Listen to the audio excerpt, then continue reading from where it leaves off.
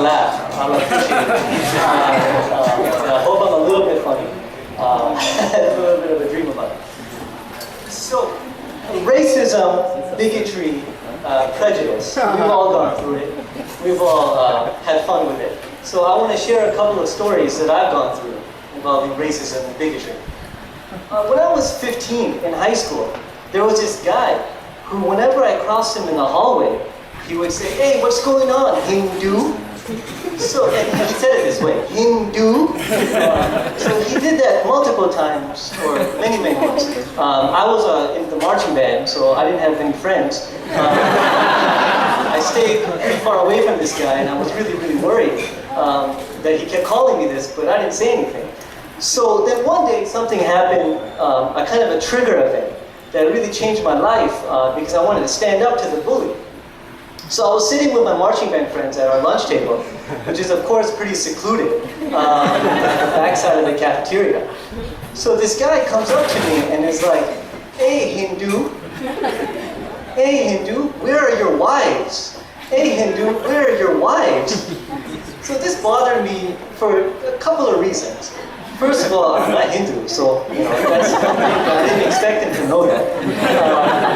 The second thing that bothered me was, Hinduism doesn't really have a historical tradition of polygamy. So I figured, okay, maybe he just didn't get the memo. And then the third thing that really bothered me is that I was actually 15. I can't marry one woman, let alone multiple women. So I decided to stand up. I said, okay, I'm going to say something to the bully. I'm going to put him in his place. And I swear to you, this is the response I said. I swear, I can't make this up. "Hey man, where's your soap? You got to take a bath." I really want to clarify is the guy didn't smell it all. But this is the only thing that came out of my mouth. "Hey man, where's the soap? You gotta take a bath." So all my friends, my marching band friends, they disappeared. So I was left alone staring, at this guy who was much bigger than I was, and I'm a 15-year-old, kind of goofy looking. So I waited for his response. It was the 15 longest seconds of my life. Then his response was, "Ha ha ha, Hindu, you're pretty funny, Hindu." And he walked away. For the rest of the school year, whenever I saw him, he was like, "What's up, Hindu? I got my soap, Hindu. What's going on?" So me and him struck up this pretty good friendship for the last couple of years of school. So another story I want to share with you guys is what's it like to be an attorney down in Virginia. I'm an attorney. I practice down in Virginia. I'm sorry. So, being in Virginia is a kind of a fun place for me because not many people look like me. So the other day, opposing counsel in a really kind of contentious case. This is a case that was really, really serious. She came up to me and was like, "Sarabjeet, you've been really great to work with throughout this entire case." I was like, "Wow, thanks a lot." She had 30 years experience. I was like, "Wow, this is great." And then she said something that kind of irked me a little bit. She's like, "Sarabjeet, the reason why you're so great to work with is because you know what? Your English is so good. You only have a little bit of an accent. You only kind of sound like Apu from The Simpsons." Well, I thought it was kind of funny. So, of course, what do you say to this? "Thank you, I appreciate it. I've been working on my English for a while. I finally got to a point where I can practice and speak in front of people." But then I became really insecure. I'm like, "Oh my God, where do I have this kind of accent from?" So then I overcompensated in Virginia. So I picked up a Southern accent. So I was like, "How you all doing today? I'm mighty fine. I'm mighty fine." So I created this facade that I was a Southerner for a while, and this was all shattered. However, when I went to the clerk's office and I had to file a motion, so I went to go file the motion, and I said that, "How are you doing today? It's a mighty fine day today."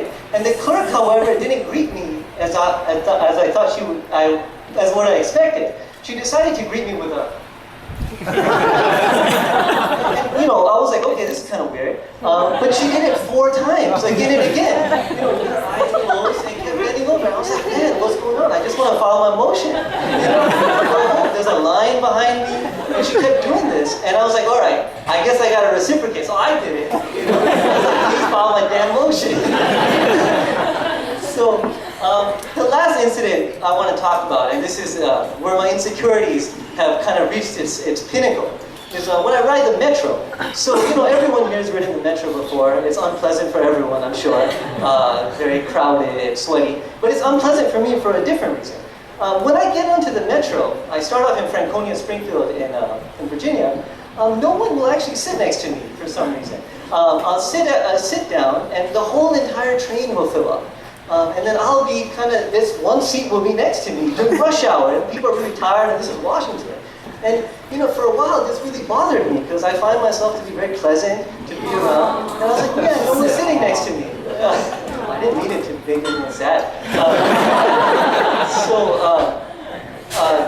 So I decided to do something. I decided to, you know, do an experiment. I said, okay, I'm going to do something that's going to go viral. It's going to change the lives of Sikhs all across the Washington, D.C. metro area.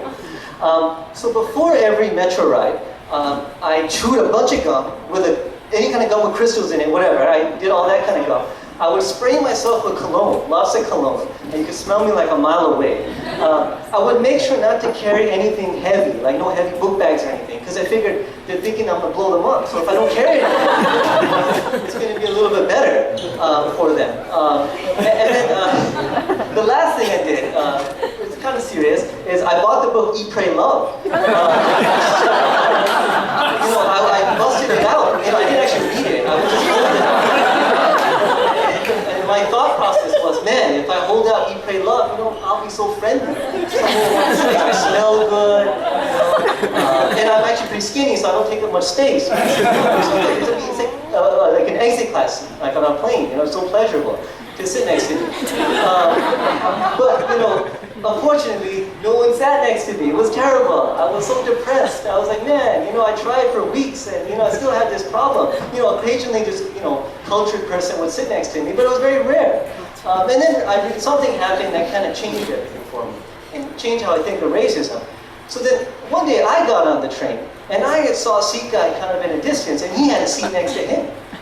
But guess what? I got nervous. I was like, I'm not sitting next to that guy. I sat in the back of the train. So I realized I'm not better than anyone else. I got something wrong in my brain. I can't just sit next to Sikh guys. So anyway, that's all I got.